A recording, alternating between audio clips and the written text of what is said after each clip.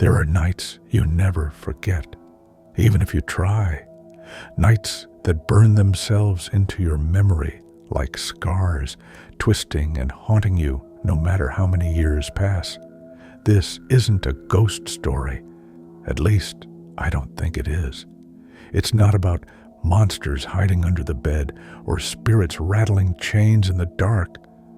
What happened to me was far worse because it was real. What I'm about to tell you started as a simple pizza delivery, just another night on the job. But by the time it was over, I couldn't stop asking myself one question. What if the police hadn't shown up when they did? My name's Daniel, and this all happened when I was 17. It was the summer before my senior year, the kind of summer that felt like it would never end. You know the kind. Days heavy with heat, nights buzzing with crickets, everything slowed down like the world itself was sleepy. I was working at this dingy little pizza joint on the edge of town, the kind of place you'd only stop at if every other restaurant was closed. The ovens barely worked, the uniforms smelled like grease, and the floors never seemed clean, no matter how hard we scrubbed. The pizza was awful, greasy, soggy, and sometimes undercooked. Yet, for reasons I still don't understand, people kept ordering it. Most nights were dead. I'd spend hours folding cardboard boxes, wiping counters, and staring at the clock, waiting for my shift to end. The only sound was the faint buzzing of the old fluorescent lights overhead. That night felt no different. By 10 p.m., we'd only had 3 orders. My manager, Russell, wasn't much help. He was in his mid-30s, balding, and spent most of his shift scrolling through Reddit on his phone. He barely looked up unless a customer walked in. At 10:30, the delivery tablet lit up. I remember leaning over, curious, because orders that late were rare. When I opened the ticket, I felt my stomach twist. It wasn't the toppings that caught my attention, though those were unusual too. Sausage and olives. Hardly anyone ever asked for olives, for it was the delivery instructions. They didn't say, knock on the front door like normal. Instead, it read, park on the road behind the house. Walk through the backyard. Knock only on the back door. I frowned. Who writes something like that? Russell, I said, holding up the slip. You see this? It's weird. He barely looked up from his phone. So what? Just deliver it. A sale's a sale. But it's out past the edge of town. It's not even on our usual route. He shrugged. Even better. Less chance they'll complain about the food. I wanted to argue, but he waved me off. So, against my better judgment, I grabbed the pizza and headed out. I told myself it was nothing. Maybe they had a baby and didn't want the doorbell waking it up. Maybe they were sneaking food without someone else in the house knowing. At 17, you don't think too hard about these things. You just do the job. The air outside was suffocating, heavy, thick, like breathing through a wet cloth.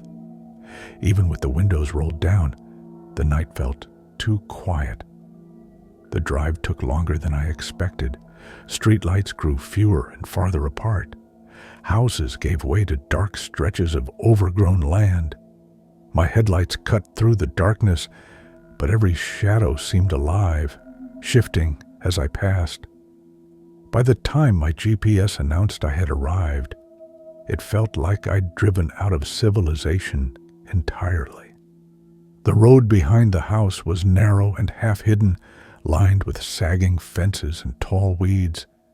I slowed to a crawl, looking for the right address. Finally, I spotted it. The house looked abandoned.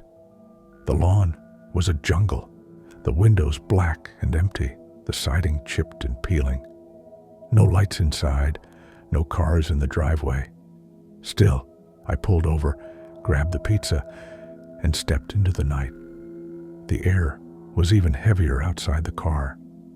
My flashlight beam cut across the backyard, catching glimpses of broken toys, a rusted swing set, and an overturned trash can crawling with insects. I swallowed hard and walked up the incline toward the back door. The door was old, peeling white paint, with a single narrow window covered by a thin curtain. I knocked once. Silence. I knocked again, louder this time. Still nothing. Just as I was about to turn back, the curtain twitched. Not much, just a tiny shift, but enough for me to know. Someone was standing there. Someone was watching me.